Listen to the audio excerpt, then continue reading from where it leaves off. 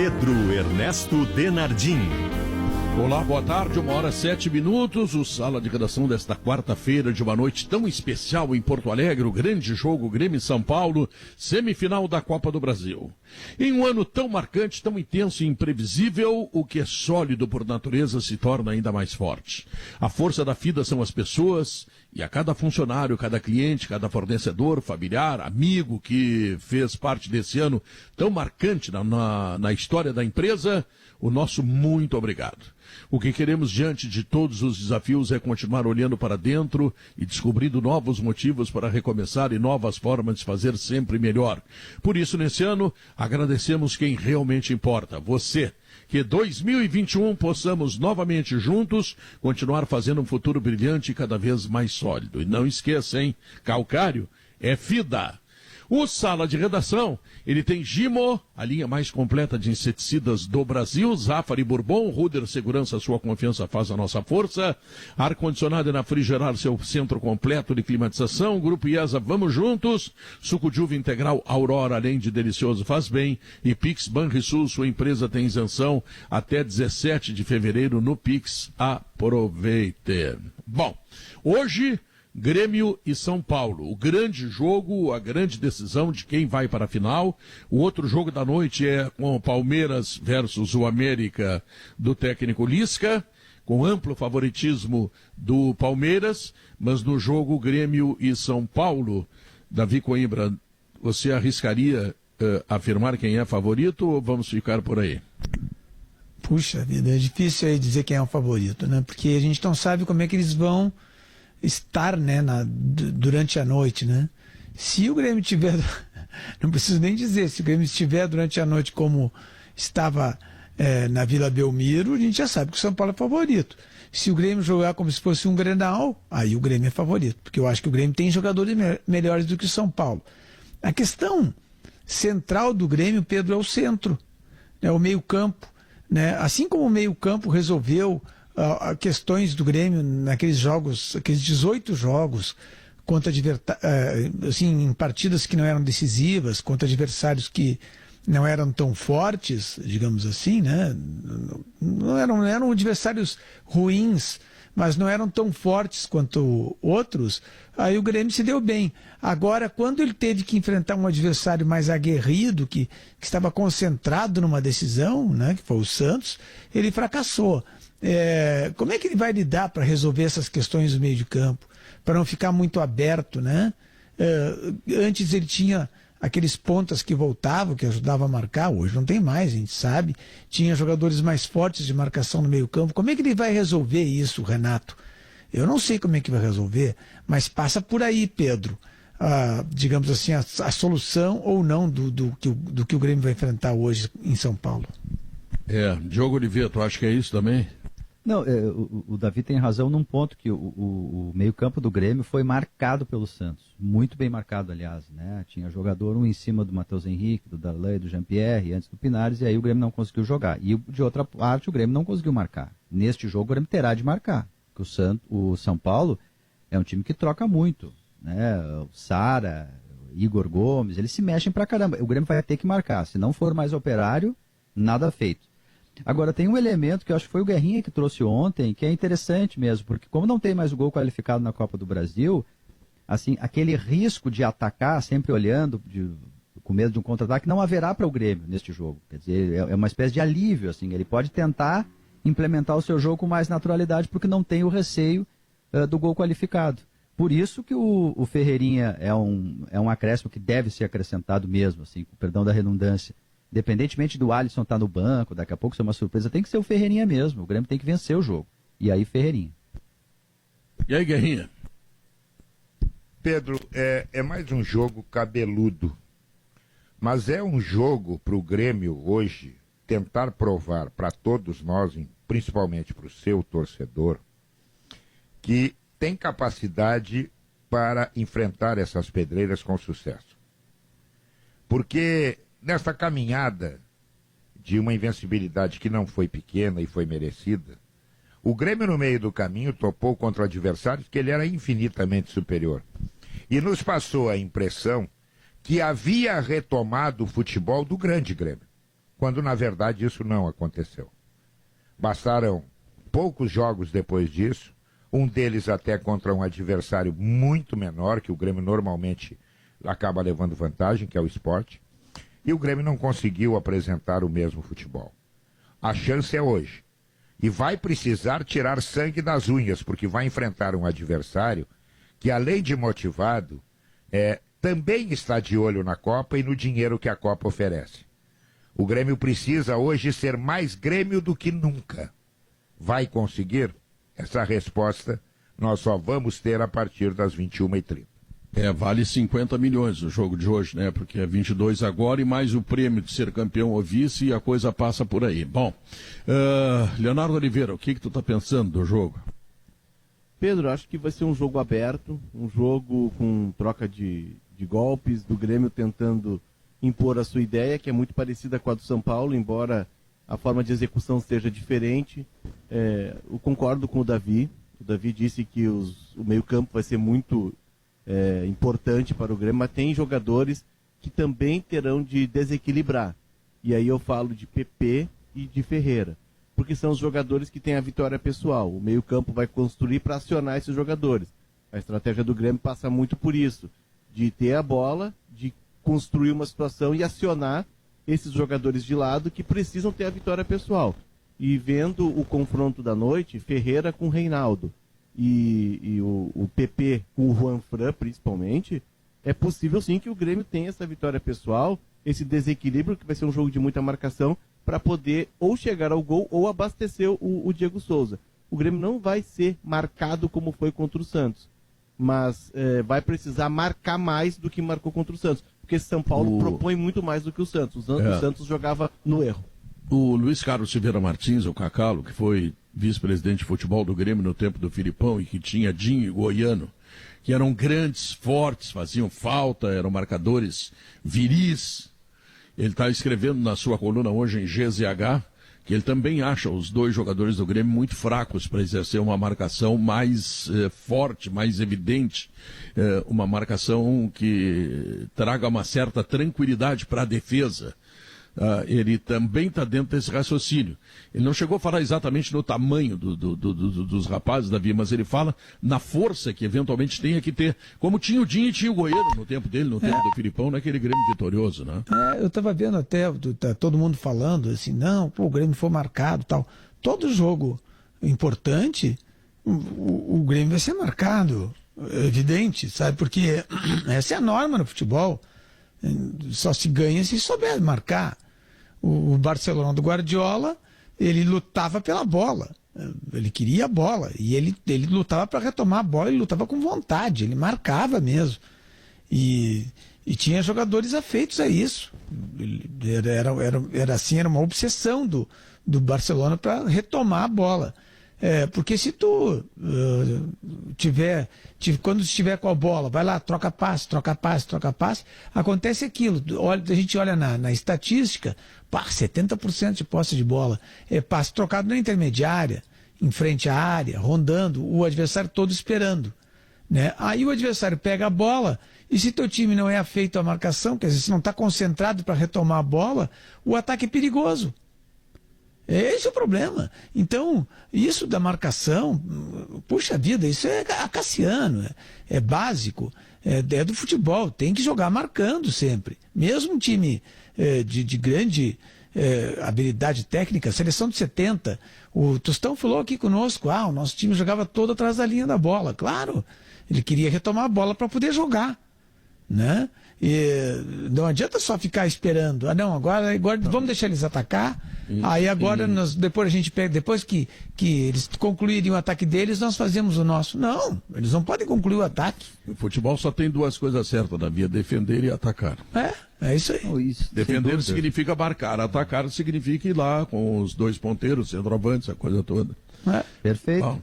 A discussão é só, como bem disse o Davi aí, né? Não adianta tu ter o adversário só ter 30% de posse de bola e fazer 4 gols, como fez o Santos, né? Aí não adianta nada. Isso é assim o atestado de que se defende mal. O adversário mal, poucas vezes tem a bola e quando tem vai lá e faz um gol. Mas eu acho que a discussão aqui é saber assim, pegando o gancho aí do Cacalo. Bom, mas então tira um atacante, coloca um volante a mais, o Lucas Silva, tira o Ferreirinha e coloca o Lucas Silva.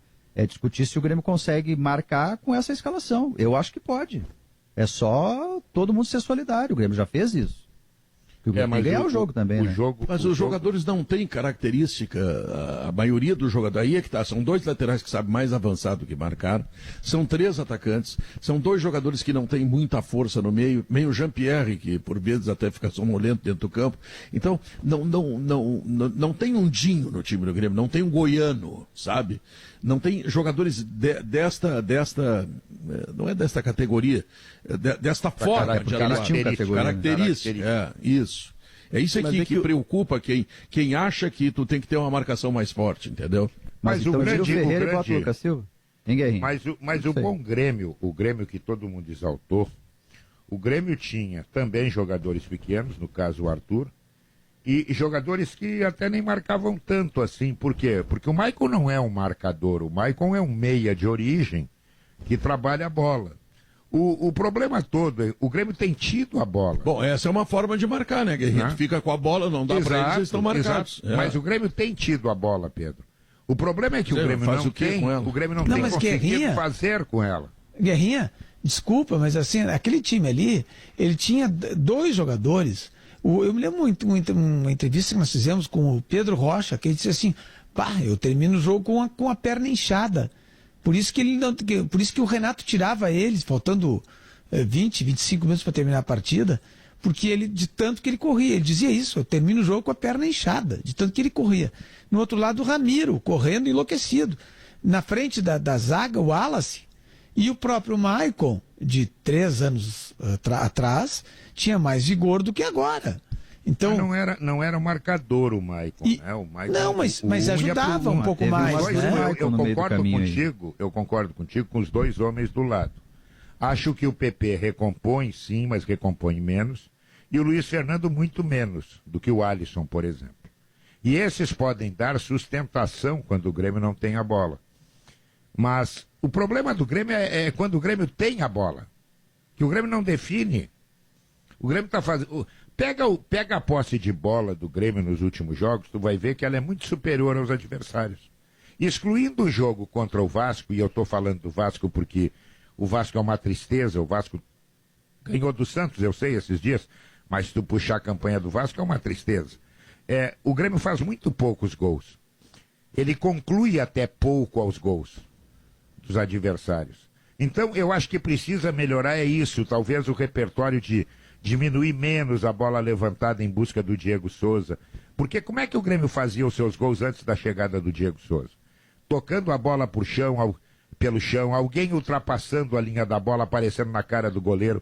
A gente não vê mais isso acontecer, ou raramente acontece. Eu acho que o problema está aí. É que o São Paulo, Guerra, ele vai dar espaço para o Grêmio. O Santos não deu espaço para o Grêmio. O Santos marcou o Grêmio, cortou as linhas de passe do Grêmio. O Grêmio precisa que os volantes saiam jogando. E aí, a partir desse jogo costurado, o Jean-Pierre encontre um dos extremas que precisam também de terreno. São jogadores de velocidade. O PP menos. O PP é um jogador, não é um jogador do lance individual. O PP é um jogador de atacar o espaço, de velocidade. Então o Santos cortou os espaços do Grêmio. O São Paulo não vai fazer isso, porque o São Paulo também vai sair para jogar. Vai jogar e vai deixar jogar. E por isso eu acredito que o jogo seja mais afeito ao jogo do Grêmio. Será que vai deixar jogar? Vai, porque o São Paulo também joga que com a numa bola, decisão vai deixar jogar? Mas o São Paulo é um time que ataca. O Santos não atacou o Grêmio. O Santos fechou os espaços, cortou, marcou muito bem os volantes do Grêmio. E quando teve a bola, sim, aí saiu em alta velocidade. É que o Santos, ele não atacou o Grêmio porque ele, começando o jogo, ele já abafou o Grêmio de tal forma que ele retomou a bola e fez o gol. Pronto, não precisou mais atacar. Não custa refrescar a memória de quem está nos ouvindo. Esse mesmo São Paulo, que enfrentou o Grêmio no Morumbi, em São Paulo, no primeiro turno, foi um time que, depois que fez a vantagem, foi para trás. Tanto é verdade que o Grêmio perdeu oportunidades e reclama até hoje com a arbitragem.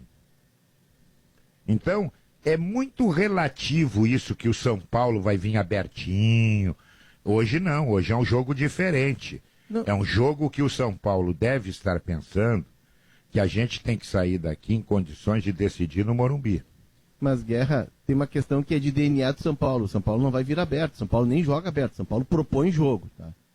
Mas a gente não imagina que o São Paulo vá adotar um modelo de jogo que adotou o Santos. Não, não é um time, não é um time, é time diferente. Até porque a qualidade é superior ao Santos. Sim, o São Paulo tem um DNA de jogo diferente. Tem algo que é um trunfo, que pode ser um trunfo para o Grêmio. Esse sistema que usa o Fernando Diniz é o mesmo sistema que usava o Cudê no Inter. E o Grêmio soube como marcar e soube como jogar contra o Inter. Tanto é que não perdeu o Grenal nesse ano, né? Então, o Grêmio já tem, mais ou menos, uma ideia do que fazer. Claro que são jogadores diferentes, características diferentes, né? Eu acho que o São Paulo tem individualmente mais qualidade técnica do que tinha o Inter, mas para marcar esse sistema, essa ideia, o Grêmio já tem um formato. O Grêmio já passou por isso e me passou explica por sucesso. Como o Grêmio deverá ter 3 atacantes, o Ferreirinho, o PP e o Diego Souza, não seria o caso de marcar lá dentro da área, quando o goleiro sai jogando com o pé e fazer o São Paulo se atrapalhar, que se atrapalha porque eles não têm tanta bola assim? Para marcar lá em cima, Pedro, tu precisa ter jogadores de muito vigor físico, não só para dar o combate, mas principalmente para recompor se a tua primeira linha é vencida. Não, tá e bem, a zaga do Grêmio não é uma zaga rápida, ela é uma zaga de qualidade, de posicionamento, de encurtar espaço, mas ela não é uma zaga rápida.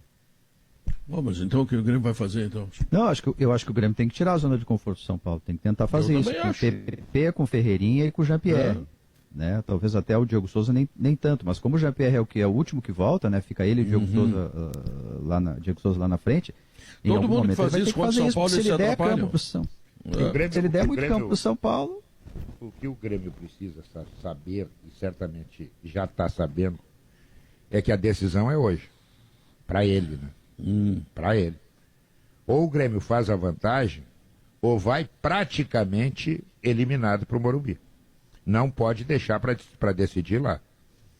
Porque se tu não ganhar aqui, tu aumenta a moral do teu adversário, que está num momento maravilhoso.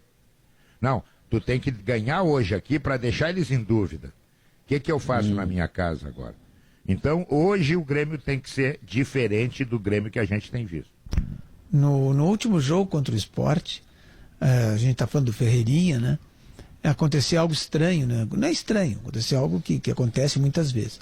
O Ferreirinha começou muito bem. Era a única alternativa de ataque que o Grêmio tinha. Única. Ele driblava, ia para cima e tal, aquela coisa, criava perigo para a defesa adversária. Aí ele começou a apanhar. Os jogadores do Sport começaram a bater duramente nele. E aí um jogador do Sport, ele não era nem um lance de ataque, eu acho que era um lance na intermediária do Grêmio, se não me engano, tá? Entrou com o pé em cima do Ferreirinha e ele se machucou feio, quer dizer, se machucou, ele sentiu a dor, ficou um tempo no chão. Eu acho que o juiz até deu cartão amarelo para o jogador do Sport, né? Foi uma coisa assim. Depois disso, o Ferreirinha não driblou mais. Ele pegava a bola, ou cruzava, ou passava, sabe? Ou se livrava rapidamente da bola para não enfrentar de novo aqueles jogadores do Sport.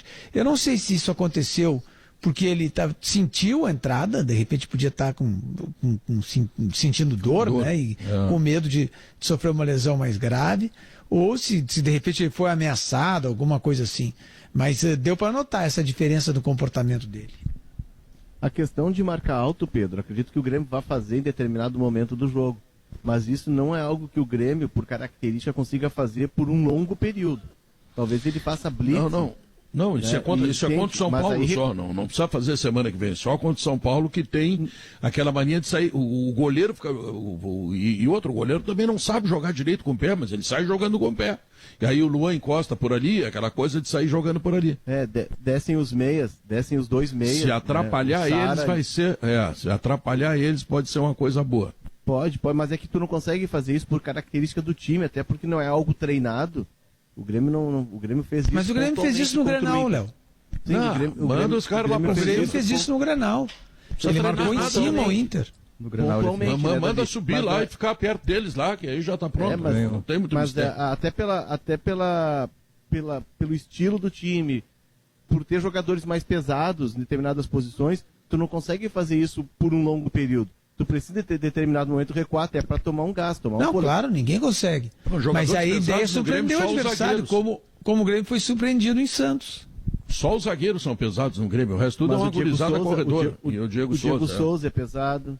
Só Os esses volantes três. do Grêmio não são jogadores tão velozes assim, são jogadores de bom toque, mas não são jogadores tão velozes assim. E tudo isso é preciso estar treinado, porque se o adversário vence a tua primeira linha, ele tem campo de 60 metros para te atacar.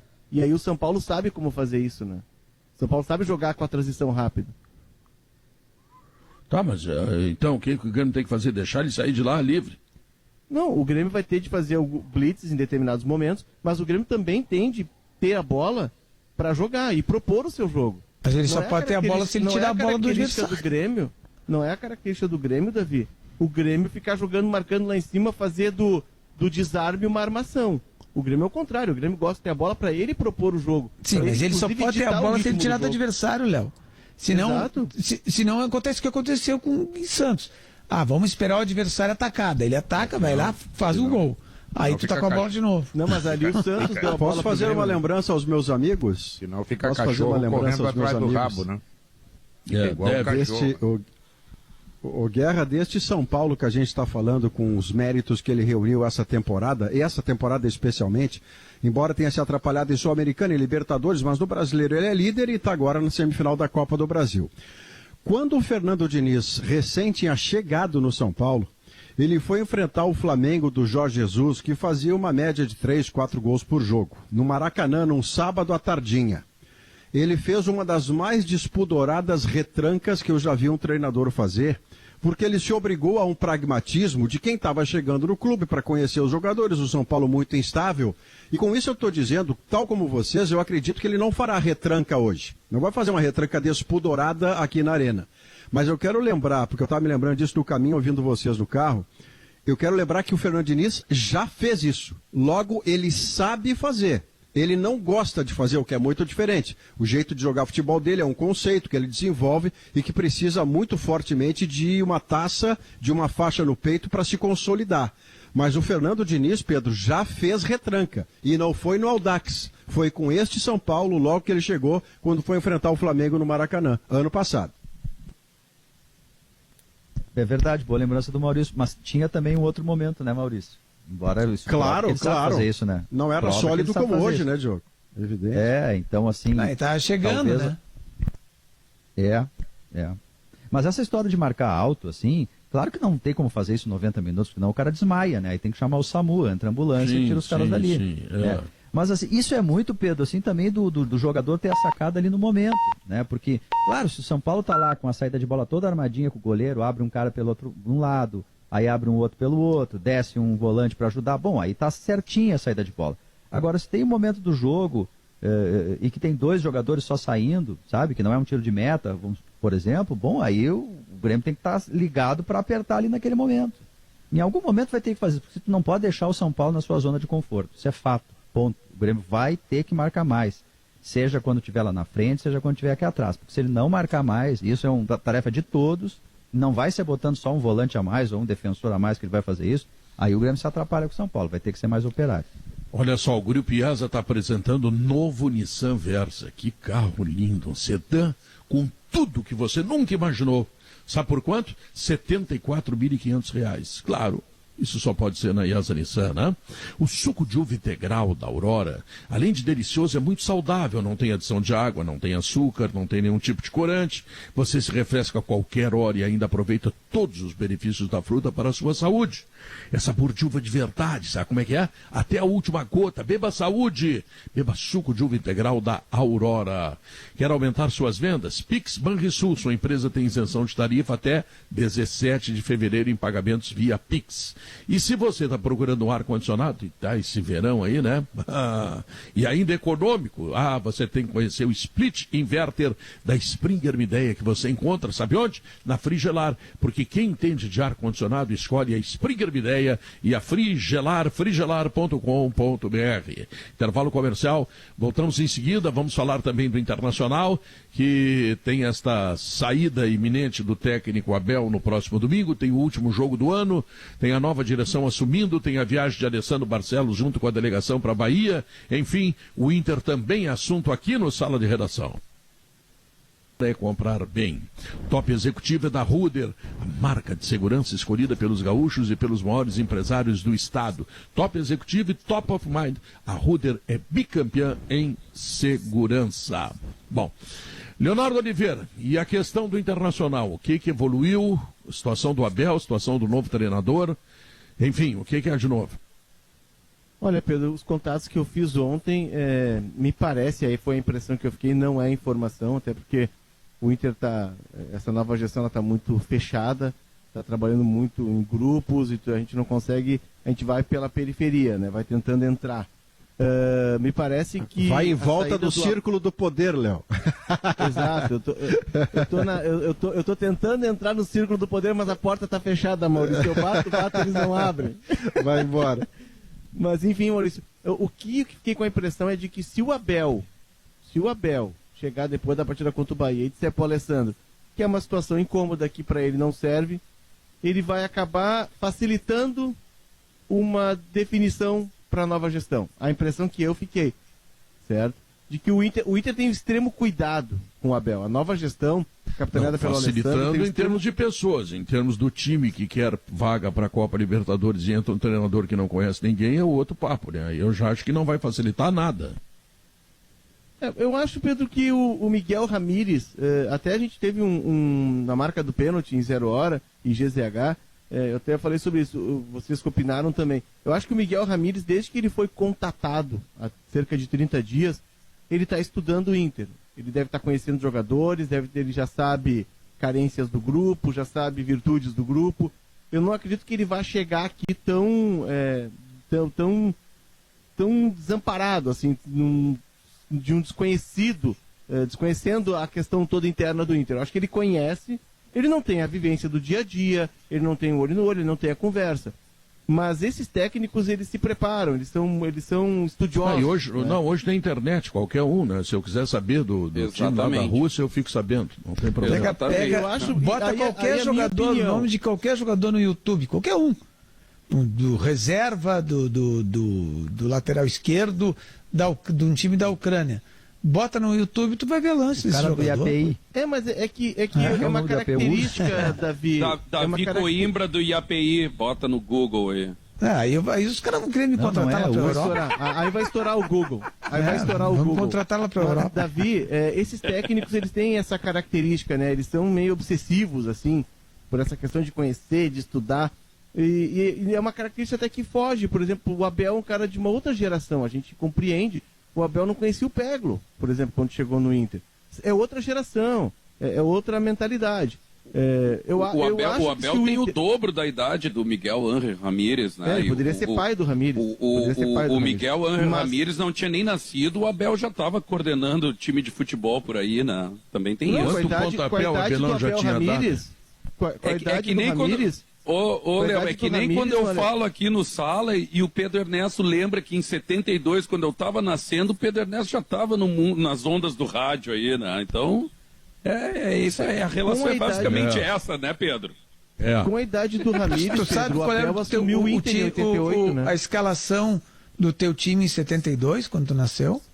Olha, de tu cabeça arrisca? Não, de cabeça eu não sei, mas eu sei um que outro ali. Eu vou arriscar de cabeça aqui, os outros vão me corrigir, tá? Vamos lá. Schneider.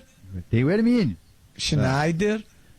Eu não sei se já era o Claudião. Eu sou de setembro de 72. Não, Schneider, acho que já era o Claudião. Na zaga eu sei que era o Pontes, o outro devia ser o Scala. E lateral esquerdo, Vacaria. Aí no meio campo era Tovar... Carbone e Paulo César Carpegiani. E o Paulo César chegou naquele ano. Que demais. E o Paulo César chegou naquele ano. Valdomiro, Claudiomiro. E aí Valdomiro, Claudiomiro e Dorinho. Acho que é isso. Dorinho, ainda era Dorinho, isso mesmo. Porque o Tovar está em 75. Posso estar errado. Quando começa a geração de 75. Não, mas acertou mais de metade. Deixa eu só dizer um negócio em relação ao Diogo. Vai, Léo. Não, Maurício, só para completar ali, que no fim, o que eu acho, tá? Que o Inter, já que o Inter aposta no trabalho do Miguel Ramírez... Acho bom o Miguel Ramírez morar na Espanha e treina o Inter por internet, já que ele sabe tanto. Deixa de ser bandido. teletrabalho. Que bobagem. Mas se o Inter aposta no trabalho do Miguel Ramírez, se o Inter tem convicção de que é o Miguel Ramírez, que traga o Miguel Ramírez a partir do dia 1º, já que o Inter vai ter novo executivo, vai ter nova direção, e o Miguel Ramírez já começa trabalhando, com o suporte de quem estiver lá, do Osmar Loz, do Caico, de quem estiver no vestiário, e o Inter que comece a sua nova vida. Eu penso assim, porque fica uma situação estranha, tu ter um técnico contratado no gabinete e um outro técnico na beira do campo. É estranho para quem está no gabinete e é estranho para quem está na beira do campo. Mas estranho é 2020, né, Léo? Aí é que ontem a 0 Hora colocou, foi o Felipe Gamba, o Diogo e eu que demos a opinião a respeito desse imbróglio e desse melindre. É uma situação melindrosa, porque 2020 é melindroso. Claro que não é a situação ideal, mas nada é ideal nessa temporada. Então o melhor foi o que eu disse, e se bem me lembro o Diogo falou algo parecido, que se há um contrato em vigor com o Abel e o trabalho dele começa a dar frutos, e o Abel acaba de dizer no sábado que só quer a verdade, ele só não quer que as coisas aconteçam às suas costas, se a direção do Inter disser a verdade ao Abel, do tipo, nós vamos cumprir o seu contrato, que vai até 28 de fevereiro, você conclui o seu trabalho, mas antes disso já haverá um treinador aqui contratado para o restante do ano que não vai ingerir no seu trabalho. Não, mas o Abel não quer isso, Maurício, ele não quer esquentar banco para o outro, ele é muito mais vitorioso. Pedro, é aí que eu quero chegar. Se o Abel não se sente confortável com esta verdade, não basta só a verdade, como disse o Abel no sábado. O Abel tem que se sentir bem com esta verdade. Ele estará recebendo uma verdade de que haverá um treinador que vai começar o trabalho em março, né, assumir de fato em março, e se ele não se sente bem com isso, não há multa rescisória, ele tem todo o direito do mundo de tomar a iniciativa de dizer, eu não preciso desta situação na minha vida. Mas se o Internacional propusesse isso ao Abel, não o estaria desrespeitando. Pelo contrário, estaria cumprindo o contrato com ele até o fim do seu trabalho. E um treinador em paralelo começa a observar o trabalho. Nunca houve pandemia dessa forma. Então, o argumento do nunca houve, ele fica relativo. Que talento. Não, é isso mesmo. O que está chateado. Todo mundo sabe que o Abel não será o treinador a partir, pelo menos, no contrato de fevereiro. Eu acho que ele larga domingo depois contra o Bahia. Eu acho que o Pedro está certo na informação dele. O que está chateando o Abel e chateia a maioria dos treinadores cascudos é aquele negócio de tu anunciar a mudança sem comunicá-lo. Vocês lembram que o Pífero disse que o Tite era o número 1 e depois foi conversar com o Mano Menezes? Lembram? Aí quando tu chega, tu diz, não, tu tem que ir atrás do número 1. Aí o número 1 falhou, e aí como é que tu faz? Aí tu fica com o pepino na mão. Bom, o que tá chateando o Abel? O Abel sabe que não será o treinador. Ele sabe. Isso não é novidade nenhuma. O que está chateando é que ninguém falou com ele nem durante as eleições e nem depois das eleições. E a informação que eu estou dando. Entendeu? Chegar para ele e dizer assim, Abel, tu quer continuar ou tu pode continuar até fevereiro, porque eu não vou ter o treinador aqui no dia 1º, ele está passando festas, e eu tenho um jogo logo em seguida, e depois a gente segue a vida, cada um para o seu lado. Ele não foi procurado para isso. E isso está chateando o Cascudo. Não, o Cascudo, tanto é que ele vai conversar, ele disse que vai conversar ele conversou, com o Alessandro. Segunda-feira houve um primeiro contato, Guerra. E eles ficaram de conversar de forma mais aprofundada. Não, o contato é aquele. O contato é aquele. Tu tá bem? Tu tá com saúde? Até logo. Isso. Foi um prazer. Não. O contato tem que ser o contato. Tá escapando da Covid. Claro. Tá escapando da Covid. Isso ele foi claro. Eu só vou conversar depois do jogo contra o Bahia. Ele disse, não sou eu que estou dizendo. E eu fui me informar de manhã e é verdade. Entendeu? O contato, eu tenho contato com várias pessoas, com um amigo meu do banco, gerente, eu liguei para ele, saber se ele tá bem. Semana que vem eu vou ligar para ver se eu faço um empréstimo. Quanto não, é que eu tô devendo lá? Eu nem tudo que eu ganhei na minha vida eu devo lá. Mas o Abel, quanto é que tu quer, Guerrinha? O Abel... Fazer uma vaquinha pro Guerrinha. Vamos lá. Uma vaquinha online. A conta é a mesma. Não, olha aqui, o Maurício está trazendo, o Maurício está trazendo uma informação importante que a gente tem que levar em conta. É 2019. Aliás, é 2020, é o ano da pandemia, é um ano difícil, tudo é muito complicado, tudo é muito estranho. E nós temos uma situação estranha pela frente. Inédita. Nós temos um treinador, Nós temos um treinador, que é um treinador que tem uma ampla história no Internacional, que com o Internacional ganhou os maiores títulos da história do clube, tá? E nós estamos entrando com uma nova direção no meio do campeonato, e o Abel não é o técnico deles. É uma situação complicada. Agora, o que diz o Abel? Bom, eu não vou ficar esquentando o banco, tá? Para um treinador que vai chegar, que vai ocupar o meu lugar. Eu acho que ele até, Pedro, eu acho que ele até aceitaria isso, continuar até fevereiro, desde que tivessem acertado com ele. Entendeu? Olha, tu fica até fevereiro e o outro fica observando até para ter mais subsídios para começar o seu trabalho. Entendeu? Eu duvido que ele conheça o Léo Gomes, por exemplo. Eu duvido. Nem o Abel conhece. Nem o Abel conhece. Né? O Abel não jogou meia partida com ele, eu acho. Então, ele já vai se adaptar. Ele não gosta da base. Ele chega aqui e já vai cuidar da base também, para ver o que ele pode aproveitar. E o Abel segue para não mexer no que está dando certo. Esse é o problema. Mas ele não foi procurado. E aí o cara que é cascudo, o cara que tem a bagagem de títulos que ele tem, se sente como? Parei um pouquinho. Eu sou Step. A Step sai fora. Tem que entrar o pneu novo. E é o que ele vai fazer. Eu acho que ele vai fazer isso. Pela informação que eu tenho assim por cima, ele sai domingo contra o Bahia. E na coletiva, após o jogo do Palmeiras... só, Léo, que na coletiva, após o jogo do Palmeiras, o Abel se mostrou visivelmente irritado com a situação. Isso aí foi nítido, assim, todo mundo percebeu o desconforto dele em falar que não sabia de nada. Ele, inclusive, ele falava assim, isso aí a gente tem que perguntar aí para a nova direção, eu não sei de nada, eu só quero a verdade. É isso que quem está falando é grave, né? O que eu Mas a informação do Pedro não era de que já havia tido esse contato, Léo? Desculpa te interromper aí, só para a gente não ficar assim. A informação do Pedro ontem, que eu tinha entendido, pelo menos, era que já tinha rolado o papo. Olha, nós queremos o Ramírez. E aí ele não quis ficar. A informação que eu passei ontem é a seguinte: um amigo do Abel, você sabe que o Abel tem muitos amigos aqui em Porto Alegre, né? Ele janta na casa do Fernando Carvalho, na casa do Záquia, do Luiz Fernando Záquia, do sei lá quem. Marcelo, isso, aquele grupo todo lá. E um destes, muito chegado ao Abel, tá? Recebeu do Abel, eu não vou dar o nome dele porque ele pediu para mim não nominar, tá? Acho que não teria problema nenhum também, mas enfim, ele pediu, eu não vou dar, tá? O Abel diz o seguinte: eu não vou ficar esquentando o banco para esse cara aí. Eu sou o Abel, eu sou campeão do mundo, sou da Libertadores. Ele colocou todos os títulos deles na conversa, tá entendendo? Tá? Não, claro. E ele não quer ficar. O que ele diz, esquentando o banco. Não, quem diz esquentando o banco sou eu, mas é mais ou menos isso que o Abel está pensando. Tá? E agora o Guerrinha vem com uma informação que ainda agrava a situação, que essa não tinha. Que ninguém falou com ele até agora sobre esta possibilidade. Ou seja, o Abelão termina o jogo, ele pega o avião para o Rio de Janeiro, tá? E não faz o voo para Porto Alegre. A informação que eu tenho aí, ela é diferente da do Guerra, é de que houve um primeiro contato sim na segunda-feira. Foi uma conversa, inclusive do Alessandro, tá? E essa conversa ficou marcada para prosseguir no final de semana em Salvador. Esse é o primeiro ponto. O Abelão disse para este rapaz que me falou, disse o seguinte: eu só falo com ele depois do jogo, eu quero ganhar do Bahia, tá? Deixar o Inter numa situação muito boa, até para deixar os caras meio constrangidos, né? Mas, Pedro, deixa eu fazer um acordo com você. Ninguém está errado nisso. A direção que entra tem um novo treinador.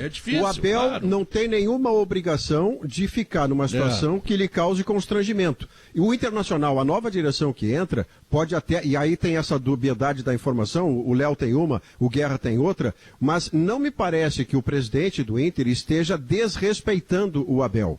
Não. Até porque se ele vai falar com o Abel em algum momento, e já falou isso aos microfones, o momento já está pré-marcado, nós não sabemos qual é. Seja havendo o primeiro contato ou não, mas a direção tem outro treinador, e ele não assume em 1º de janeiro com o Gauchão começando, porque o Brasileirão avançou e a culpa não é de ninguém. Então eu não vejo como botar assim, não, essa direção está sendo desrespeitosa. Mas a questão é justamente essa. É o 1º de janeiro. Não é o 27 de fevereiro. O 27 de fevereiro ninguém quer saber. O que o torcedor quer saber, o que o clube quer saber, porque está envolvido numa disputa que pode render frutos que a classificação para a Libertadores, não, é milhões de reais. É 1º de janeiro. Como é que é? Quem é que assume dia 2 de janeiro? É o Abel ou é o Novo? Esse é o problema. a questão toda... Vai assumir o novo. A questão toda porque o Abel não está confortável com essa situação. Embora tem 2 pontos aí. O primeiro, há um respeito muito grande do Alessandro e por isso o Alessandro está blindado, né? Tu não consegue conversar com ele, tu não consegue chegar nele. Ele está blindado porque há um respeito muito grande dele e ele está muito preocupado em como conduzir essa situação. Porque o Alessandro, a gente não pode esquecer que ele é um cara oriundo da arquibancada. É o ano da pandemia que o Maurício estava dizendo, tudo é difícil esse ano, Pedro, é ruim para ele. O Alessandro é um cara da arquibancada. O Alessandro, como todo colorado, ele tem o Abel como ídolo. É Abel, D'Alessandro, Fernandão, o Abel está nesse panteão. Então ele tem uma preocupação muito grande nisso. E tem um outro lado que o Abel sabia que essa situação poderia se desenhar. Porque quando ele assume primeiro, por socorro ao clube do coração dele. O Abel virou um colorado pelas 7 passagens dele, pela vinculação que ele tem, pelos amigos que ele construiu aqui e por uma oportunidade de trabalho também. Porque o Abel estava em casa, ele estava pensando em ir para a Grécia ou para os Emirados e daqui a pouco cai para ele o líder do campeonato. Opa, é uma oportunidade. Só que ele sabia também que havia um risco de acontecer, de a situação ficar de fora da eleição, ter um candidato, teoricamente, não é oposição, mas ter um outro candidato na presidência e ter um novo panorama, um novo cenário. Não, mas ninguém está querendo botar a culpa em ninguém. A gente está colocando que é uma situação difícil, é 2020, é o ano da pandemia, tudo é diferente, tudo é complicado. Agora, se ninguém falou com o Abel, segundo, ou falou no boa tarde, tudo bem, vamos conversar, bom, vamos conversar, então o Abel não sabe nada ainda, tá? Só vê dizer aí, porque afinal nem o Inter oficializou também a contratação desse rapaz aí, né? Não tem nada oficial ainda, tá? Ninguém disse que o... Pois é, vai que não dá, né? Vai que não dá por qualquer razão. A gestão não assumiu ainda, né? Ela não pode anunciar mas a gestão corre o risco. Se o Abel ganhar do Bahia, ele fica em 4º lugar. Ele está classificado para classificação direta para Libertadores. E se vem um técnico novo e não consegue classificar, pois é o primeiro risco que corre. E essas coisas as pessoas cobram, né? O Bertoncello, sabe aquele rapaz que tanto sucesso faz da Terra dele? Ele é o modelo mais bonito do Brasil. Aquele rapaz que tanto sucesso faz, rimou. Ele mandou ele é modelo, aqui, sabia? Mas imagina se não. É verdade. Cara, é bonito pra burro. Não, cara, bonito, né? Se eu fosse o Bertoncello... Com essa voz e com a beleza do Bertoncello, tu corria o mundo, né? Fala a verdade. Meu Deus, pá. Seria o futuro Tarcísio Meira, Davi. Meu Deus. O futuro Tarcísio Meira. Se já correu o mundo com essa lata aí mesmo, imagina com a do Bertoncello. Eu não resistiria a essa junção fácil. Já pensou se eu tivesse a cara do Bertoncello, cantasse rock que nem o Malenotti? Com essa voz que eu tenho? Pô, meu Deus. É brincadeira. E escrever mais também, Pedro. O que tem o Bertoncello? Vamos ver. Tá, mas aqui o Bertoncello mandou, a gente tá falando de 72, Inter de 72, a escalação de um Grenal aqui, dia 20 de setembro, 20 de setembro, foi o 20 de setembro de 72, com o gol do Figueiredo, o Inter venceu 1-0, tá? E o Inter jogou com Schneider, isso eu acertei, Cláudio eu acertei, Figueiredo, já tinha vindo Figueiredo, Bibiano Pontes eu tinha acertado também, e Jorge Andrade eu disse que era Vacaria, Carbone eu acertei, Carpegiani eu acertei, e aí me esqueci, Pedro, da grande polêmica, Braulio. Mas o Tovar estava nesse time aí, ele não jogou, mas estava ainda. Não, Carbone. Valdomiro... o Tovar estava também, tu falou Tovar, ele estava no time, não no time titular, mas ele estava no time. Sim, mas não, nesse Grenal não jogou. Tá. Era Carbone, Carpegiani e Braulio. Valdomiro, Cláudio Omiro e Escurinho, técnico de Nussani. O Inter venceu de 1-0, gol do Figueiredo. E o Grêmio, de 72, era bastante inferior ao Inter, a gente vê hoje com a distância histórica, né? Olha só, Jair, aquele goleiro de 1,69m, 1,69m, imagina. Depende da trave. Não dá nem para volante, quanto mais para goleiro. Nossa, Jair... Não foi esse que baixaram as traves do Olímpico? Esse mesmo. Eu disse 1,69 dependendo da trave, o Guerreiro. Não, 1,69 o Grêmio baixou as traves. Eu não lembro se foi o Serras que teve aqui. Foi o Serras. O Serras chegou, Guerrinha. Olha aqui, parei um pouquinho, tá muito fácil isso aqui, eu tô jogando futebol do salão. Não, aí foi olhar... O Serras chegou em 76, levantou o braço na goleira e passava a mão dele lá pra cima. Cresci. Que horror. E tem o Grêmio, Jair Espinosa, Valdir Espinosa, né? Campeão do mundo, aquela coisa toda, lateral direito. Anchieta, Beto Bacamarte e Everaldo. também campeão do mundo, né? Só que pela seleção de 70. Jadir, a defesa era boa, a não ser o goleiro. Jadir, Negreiros e Carlinhos. Não era o Torino? Não, tu vê, Jadir, Negreiros e Carlinhos foi o time que jogou. Carlinhos não era meio campista, era ponta, Bert, né? Escota e Loivo. Não, era o Bert, ele errou aqui na escalação. E aí aqui na escalação tá Caírton, não é Caírton, era Laírton. Laírton, ex-esportivo. Laírton, Bert e Carlos Alberto. Tá, boa lembrança, eu preciso chamar o intervalo comercial e a gente vai continuar falando do Inter, do Grêmio, tem grande jogo hoje à noite, enfim, é o Sala de Redação, tá legal? Voltamos depois. Judite, o próximo. Estamos de volta, 2h04. Este é o Sala de Redação. Atenção, senhores síndicos de Porto Alegre. Olha que informação importante. Acaba de chegar aqui na nossa capital, vinda de Novo Hamburgo, onde é responsável por 80% dos condomínios que lá existem, e também em São Leopoldo, onde também já tem uma boa proporção, a Objetiva Administradora de Condomínios. Ela tem 23 anos de experiência e, sobretudo, é especialista naquilo que faz, ou seja, cuidar de condomínios. Portanto, se você tem algum problema no seu condomínio, Objetiva condomínio.com.br, solicite sua proposta. Vou repetir, anote aí, atenção, senhor síndico, Objetiva condomínio.com.br, que está chegando em Porto Alegre, né, para ter o sucesso que tem lá em Novo Hamburgo, onde atende 80% dos condomínios da cidade, que fica aqui do lado de Porto Alegre, com muita capacidade. Bom, vamos adiante. Maurício Saraiva. Pois não, Pedrinho. Eu quero te dizer... Opa, não só pra... Desculpa, Maurício, eu acho que eu tô com um delay, eu atropelei, mas só para complementar a informação, tá? Da conversa de segunda-feira. O Marcelo Medeiros está ajudando nessa intermediação. O Marcelo Medeiros entrou em cena e está fazendo essa aproximação do Abel com o Alessandro Barcelos. Bom, a conversa teria sido segunda, né? Segunda já à noite, inclusive o Marcelo teria saído, foi o que me disseram, teria saído mais cedo da reunião do Conselho, teve reunião para apresentação do orçamento de 2021 do Inter e essa conversa teria sido depois da reunião. O Marcelo saiu inclusive mais cedo para isso. Mas Marcelo, Abel e quem mais? E Alessandro. Bom, aí já é uma aproximação. Tá. Bom. Fala, Pedrinho. Tá. Eu não sei se chegasse a fazer a avaliação sobre o jogo de hoje, o que tu tá esperando? Ah, não, porque vocês estavam no assunto, eu já estava com... Eu não posso correr, né, Pedro? Eu saio lá do morro, atravesso ali a Cruzeiro, subo ao Orfanotrof. Deixa eu botar colher numa coisa aí que o Léo disse. Então tá definido o assunto, né? Porque a minha fonte é uma fonte importante, a minha fonte me disse que não, então se teve a conversa, o Abel já sabe se fica ou se não fica, né? Se já se encontraram. É que eu continuo achando que se encontraram para saber se um tinha tomado a vacina. Acho que é isso. Só isso. Foi uma primeira conversa. O Abel já está. O Abel, teoricamente, estaria imunizado. Não foi liberado ainda pela Anvisa. Tá, deixa eu aproveitar o gancho do Guerrinho, então, porque quem está vacinado. Ô, Maurício. Pois não. Ô, Maurício, só para não perder. Desculpa, Maurício, desculpa mesmo. E eu vou me calar.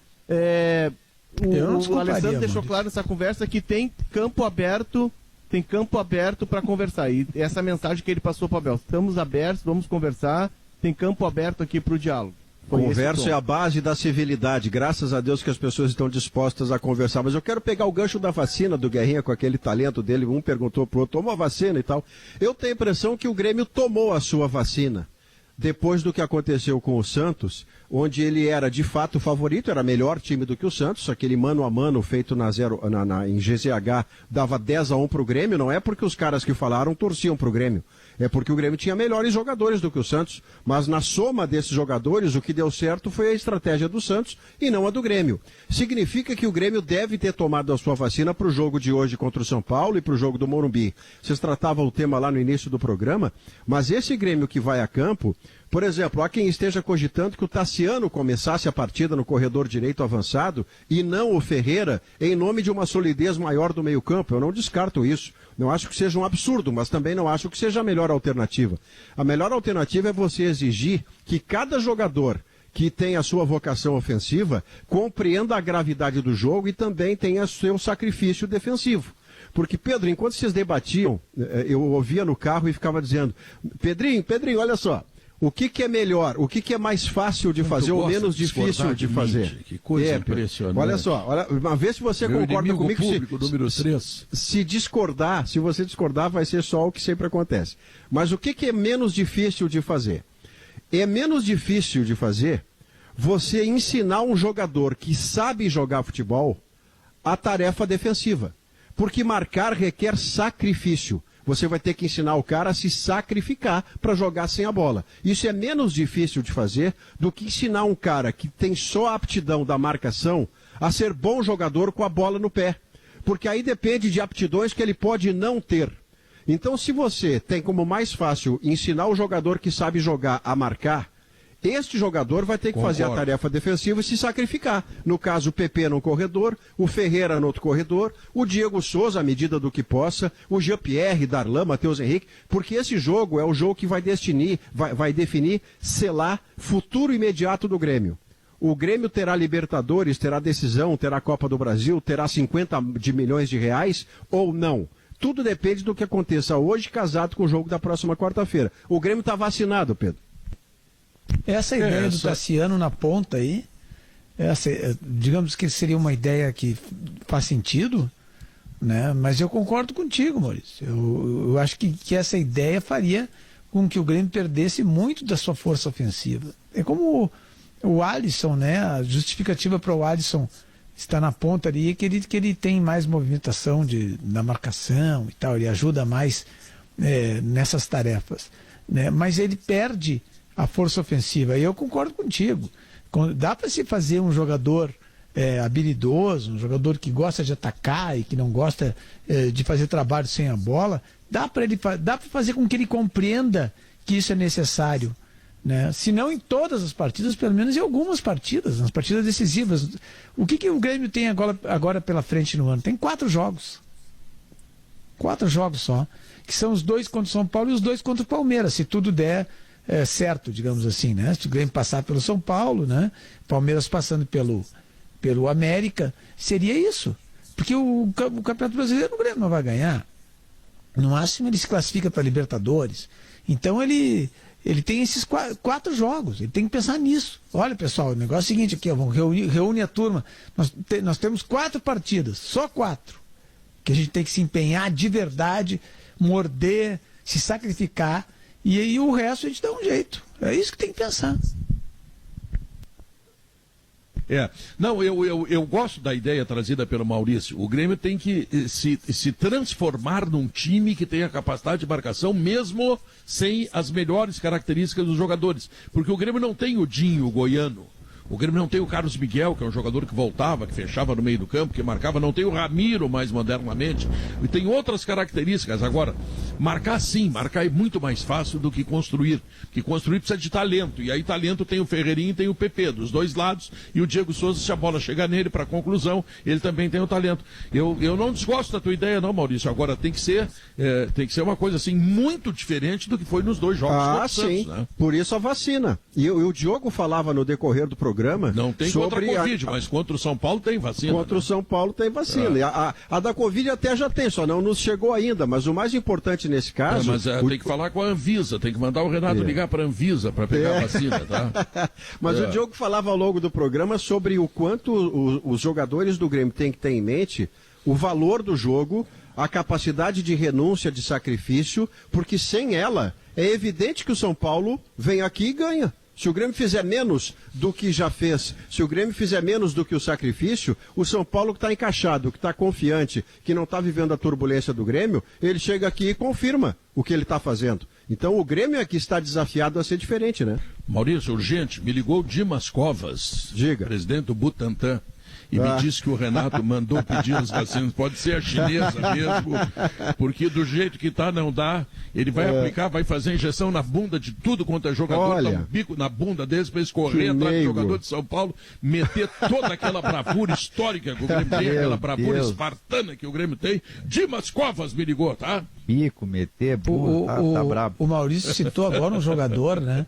O Carlos Miguel, que naquele time do Grêmio parecia o jogador mais clássico, né? Agora a gente. A tal pegava, da distância histórica que a gente está falando, né? Naquele time do Grêmio, ele era o jogador mais clássico, que menos. Mas como participava, como ajudava o Carlos Miguel. E outra coisa, nas partidas decisivas, como crescia o Carlos Miguel. Como se transformava num grande jogador nas partidas que importavam. Né? Não só fazendo gol, mas também, por exemplo, em finais de jogos, o Grêmio ganhando por um placar mínimo, né? Ele pegava a bola, segurava na ponta esquerda, que nem do Boca Juniors lá, Yarley? Puxa vida, o 10 do Boca Juniors. O Riquelme. O Riquelme. Eles tinham um estilo parecido. O Riquelme e o Carlos Miguel pegavam a bola pela esquerda, ele prendiam ficava o cara com ele de costas para o campo e de frente para a linha lateral e ninguém tirava a bola dele. Era o craque competitivo, né? Exato, isso que eu ia dizer. Então hoje, quando a gente diz assim, não, puxa vida, o jogador é mais clássico, tal, mas o cara pode ser clássico e competitivo e saber jogar uma decisão, entender o que está acontecendo em campo, né? Tem que ser isso, aliás. Né? Mas o que não deu para entender, Davi, nos jogos do Grêmio contra o Santos, é que o Grêmio se deixou levar. Eu escrevi na última quarta-feira, eu digo, o Grêmio vai ser diferente na Vila Belmiro. Não, o Grêmio foi pior na Vila Belmiro do que tinha sido aqui na Arena, e já tinha sido um time mau, um time sem uma proposta agressiva de futebol, porque esse tipo de competição tu tem que botar a faca nos dentes, não adianta. Tem que sair o sangue, correr pelas veias, assim, de toda forma. Porque são 2 jogos, são 180 minutos, e durante 180 minutos o Santos teve mais bravura, mais decisão, mais rispidez do que o Grêmio. E o Grêmio pode fazer isso, claro que pode, por que não, né? Ninguém achou nada. Então, eu vou chamar. Não, é que você foi definitivo, Pedro. Você foi definitivo depois disso, o nada. Claro, Lembra que uma vez na van nós ouvimos isso? Nós ouvimos isso, Guerrinha. Deixa eu te contar essa história muito rápido. Escreveu tudo. Se escreveu, tá dito, rapaz. O Guerra, a gente estava numa van na Copa do Mundo e um dos integrantes da equipe, a gente brincou com ele sobre, escuta, o que será quando você parar? E o integrante da van disse, depois de mim, o nada. Claro que ele estava brincando também, né? Mas ficou muito divertido. Foi uma das viagens mais divertidas que fizemos na Copa do Mundo. Disse isso? Foi sem nomes. Foi muito mais pretensioso do que eu. A Steel tem orgulho em estar junto de quem faz a agricultura ir em frente. De quem faz com dedicação, empenho, carinho. E quem faz crescer todos os dias seu orgulho por viver da terra. De quem faz o amor pelo campo ultrapassar gerações. E de quem faz o seu melhor de sol a sol, de sonho a sonho, para seguir fazendo a sua história. Steel junto de quem faz o agro. LG é o leite gaúcho. Ele tem tradição e qualidade desde 1959. E coloca em ação 4.000 famílias, hein? Olha só, hein? LG Leite Gaúcho, 4.000 famílias gaúchas produzindo leite todos os dias para chegar na sua mesa, tá legal? Intervalo comercial, nós voltamos em seguida, este é o Sala de Redação. Chega de esperar, agora você já... 2h21, a fibra é sólida por natureza, tintas Killing, a tinta do Tinga, a tinta do Rio Grande. E ainda, quer conhecer a 5ª melhor faculdade integrada do Brasil na avaliação do MEC? Opte pela Facate. E o Cicobi? Alguém tem... o Cicobi. E o Cicobi, seja qual for o seu plano, Pedro, com o Cicobi você tem todo o crédito, faça parte. Tens alguma dúvida em relação à escalação do Grêmio, Diogo? Eu não tenho dúvida. Não tenho dúvida. A única dúvida que pode ter, assim, não é nem o Ferreirinha e o Alisson, porque o Alisson está tanto tempo fora, 2 meses. Não é a lógica. Nem ele nem o Luciano deve jogar, né? O Luciano se teve lesão muscular na virilha, não joga. Tá aí, mas não joga. Porque tem os dois ali, daí, enfim, claro, o Alisson dá todo esse suporte tático que a gente vem falando, né? Se bem que a gente tem nós todos somos meio esquizofrênicos com o Alisson, porque quando ele joga o Alisson, a gente reclama que ele não é tão atacante, justamente porque ele defende. Aí quando ele está fora do time, a gente acha que quem entra no lugar... Falta força. Enfim. Mas eu acho que dúvida, talvez, talvez pudesse ter Lucas Silva ou Darlan dentro dessa ideia de se defender mais, mas eu acho que o time está escalado com o Darlan, com o Ferreirinha. Lucas Silva, acho que não. Acho que não. Eu acho que não. O grande personagem do jogo, se estiver em campo, vai ser o Luciano, né? Porque esse é um jogador que ele tem 16 gols no São Paulo, né? Desde que chegou, ele chegou em agosto, 20 de agosto no São Paulo. E ele é um cara que no Grêmio não conseguiu se encaixar, não conseguiu mostrar a que veio, mas no São Paulo se tornou uma figura importantíssima. Eu acho que se ele jogar, e eu acredito que ele tem as chances de jogar, porque senão o Diniz não teria trazido, né? O Diniz traz sempre 23 jogadores, trouxe 24 agora, porque tem essa questão do Luciano. Se ele jogar, ele é o personagem da noite, né? Pelo passado recente no Grêmio e pelo que tem feito no São Paulo. Agora vocês viram que lá do outro lado, Davi. O que poderia mudar na escalação do Grêmio seria o Renato experimentar o Tassiano no lugar do Darlan. Tassiano no lugar do Darlan.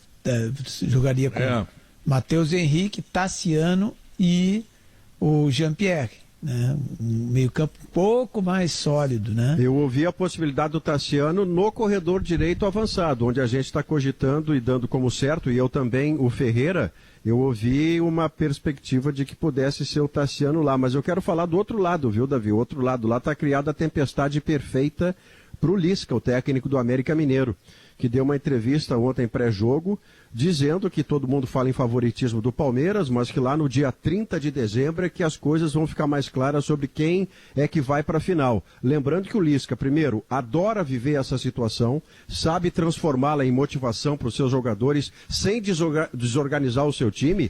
E no retrospecto, eu sei que eu estou sujeito à frase do Guerrinha, mas no retrospecto recente, essa de que vai perder motivado, mas no retrospecto recente, o América do Lisca é o time que elimina o Corinthians e elimina o Internacional, que comparadas às camisetas com a do América Mineiro, seriam camisetas notoriamente favoritas. O Palmeiras tem mais que a camiseta, o Palmeiras tem muito mais qualidade no elenco, mas o Lisca está com a tempestade pronta. Ele está indo para o vestiário com o discurso afinado já. Mas a gente assistiu bem os jogos do América contra o Inter, né? E tá certo, houve uma estratégia, tal, sobretudo no segundo jogo, que o América se fechou todo e tal, aquela resistência heróica. Aí aos 49 tomou um gol, aí ganhou nos pênaltis, aquela loucura toda, né?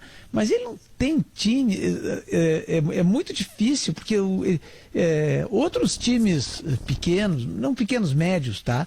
Que se deram bem em jogos eliminatórios, sempre tinham méritos que eu quero dizer assim, um ou dois ou três jogadores de destaque que realmente tu via que ele tinha alguma coisa diferente. O América não tem. O América não tem. Ele está no papel dele, tem que motivar. Claro. Mas não joga. A única chance dinheiro, que ele tem, né? Mas não vai jogar o dinheiro no América, não adianta. Não vai. Não bota o dinheiro dele, ele não põe. Ele faz uma confusão, uma armação no vestiário para tentar enlouquecer o jogo. Né? Ele pode fazer assim, vou jogar pro empate no primeiro jogo, vai lá, faz aquela retranca de novo, tal, e tem uma bola solitária ali que entra, alguma coisa assim, tal, e depois o outro time se atrapalha, e aí leva tudo para ver o que vai acontecer no segundo. Mas é difícil. Deixa eu dar uma informação. Em condições normais, o Palmeiras abre uma vantagem hoje e vai jogar um amistoso contra o Independência. Em condições normais. A diferença é muito grande. Se não der zebra, né? O jogador Cássio recebeu alta hoje pela manhã do Hospital São Luís, lá em São Paulo. Segundo Ivan Grava, médico do Corinthians, o jogador não apresentou lesões nos exames detalhados de tomografia e ressonância magnética, mas ainda dependerá de avaliações para voltar a treinar no CT. Ele teve uma forte batida no jogo contra o Botafogo.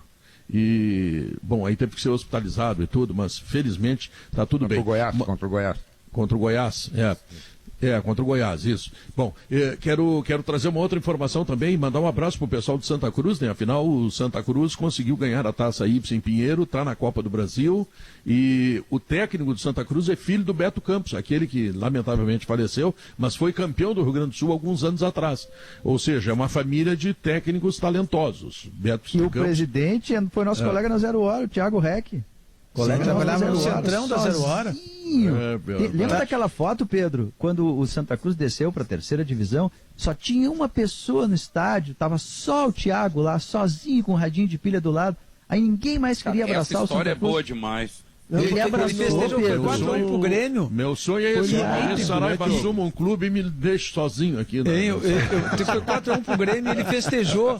Ele festejou sozinho, aquele único gol foi lindo. Não, e hoje nós entrevistamos, né? E ele tá lembrando, tá lembrando que a mãe do Thiago mandava cucas pra gente, né? Então ela fez umas cucas... verdade, cara.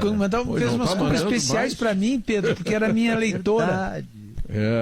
Aí eu escrevi uma crônica sobre as cucas do Thiago, sem saber que no futuro ele seria um prócer campeão gaúcho do futebol gaúcho. Cara, ele salvou o Santa Cruz, tia. Davi, Santa Cruz Davi, renasceu, um clube centenário do interior. Coisa nenhuma, Davi.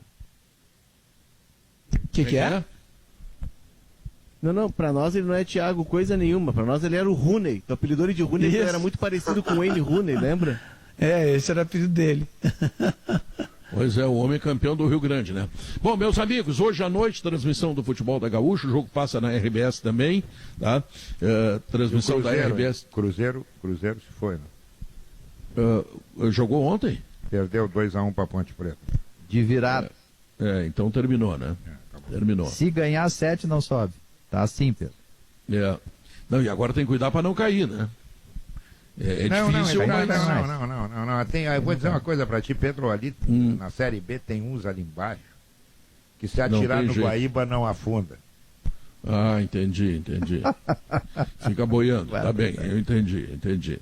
Bom, muito obrigado a vocês. Hoje à noite a transmissão do Futebol da Gaúcha, grande jogo, Grêmio São Paulo. Fique ligado, né? E RBS também, RBS TV também colocando nos seus lares o futebol, né? E a Gaúcha junto, e não tem delay na transmissão, é importante isso, tá? Não tem delay na transmissão da rádio porque sim, né? Tá bom? Então, vem aí o Gaúcha Mais. Muito obrigado aos meus companheiros que participaram do Sala de Redação. E amanhã, não esqueçam, amanhã é véspera de Natal, mas nós estamos aqui repercutindo o grande jogo desta noite. Sala de Redação amanhã, com tudo junto com você, tá legal? Bom, Leandro Stout, o que vem aí? Pedro, Gaúcha Mais vai conversar.